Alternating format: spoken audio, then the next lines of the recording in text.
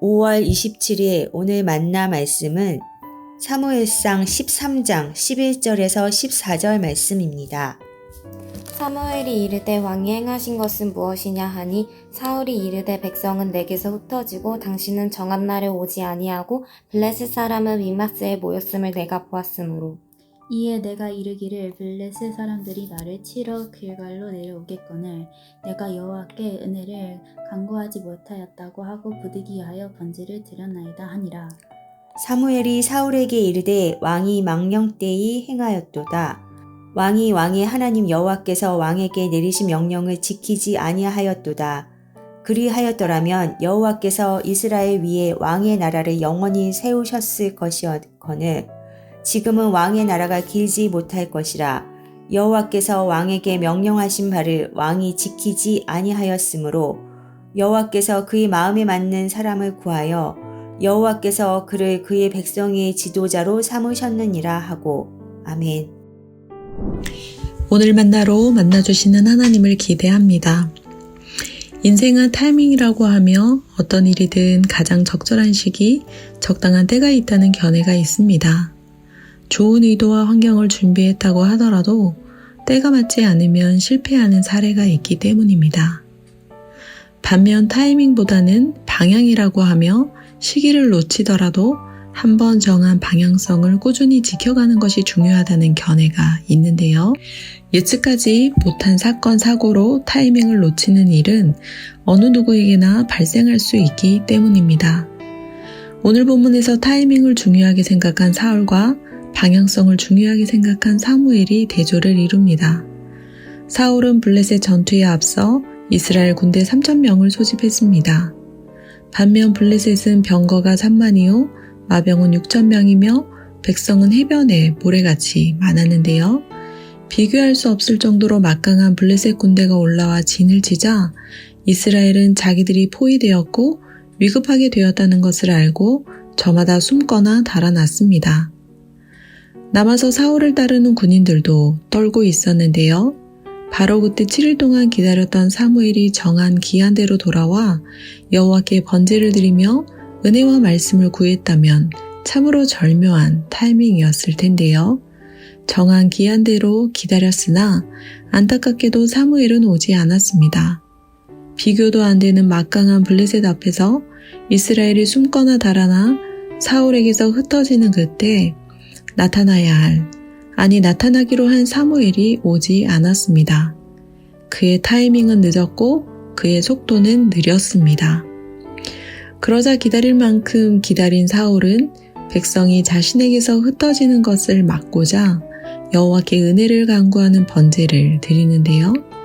이는 번제를 받으실 하나님의 뜻보다 번제를 드려야 할 타이밍, 즉 자신이 생각한 때를 우선했기 때문입니다.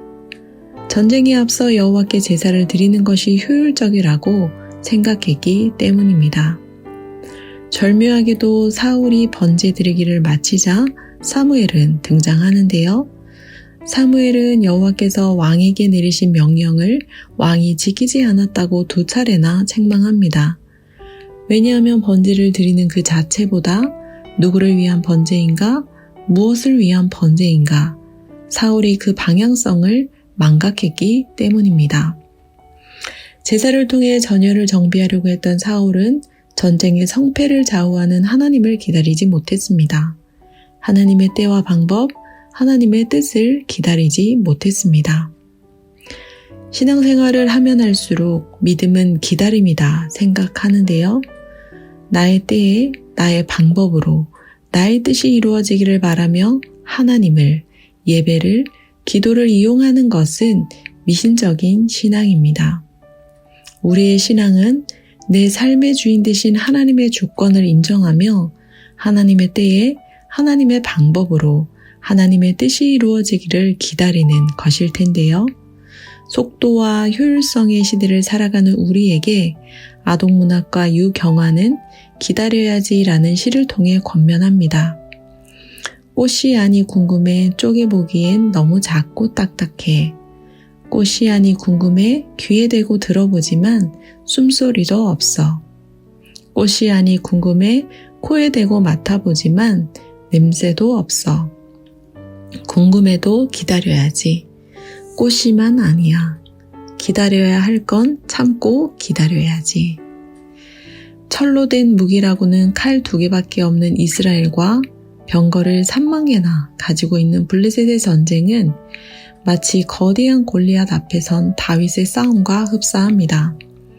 이처럼 인간 대 인간으로 병역 대 병력으로 싸우는 전쟁에서 실패할 수밖에 없는 사울이 궁금해도 기다려야 할 대상은 누구입니까? 그가 참고 기다려야 할 대상은 누구입니까? 바로 하나님입니다. 번제를 드려야 할 타이밍보다 번제를 받으시는 하나님의 때를 기다리는 그 방향성이야말로 속도와 효율성의 시대를 살아가는 우리에게 필요한 기다림의 영성 아닐까요? 기도하겠습니다.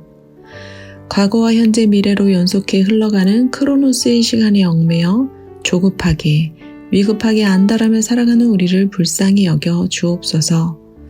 완벽한 하나님의 때를 기다릴 수 있는 믿음을 더하여 주사 하나님의 목적의식이 개입된 카이로스의 시간을 살아가기 원합니다. 선하시고 기뻐하시고 온전하신 하나님의 뜻을 이루어 가기 위해 하나님을 향하여 살아가신 예수님의 이름으로 기도합니다. 아멘. 2가지의 제목으로 기도하겠습니다. 첫째, 나의 뜻을 이루기 위해 나의 때, 나의 식과 법을 고집하지 않게 하옵소서. 하나님의 뜻을 이루기 위해 하나님의 때를 기다리며 하나님의 식과 법으로 살아가되 하나님을 지향하게 하옵소서. 둘째, 예배를 통해 하나님의 때와 방법을 알아가기 원합니다. 속도와 효율성의 시대 가운데 기다림의 영성을 더하여 주옵소서. 기도하신 후에 개인 기도 하겠습니다.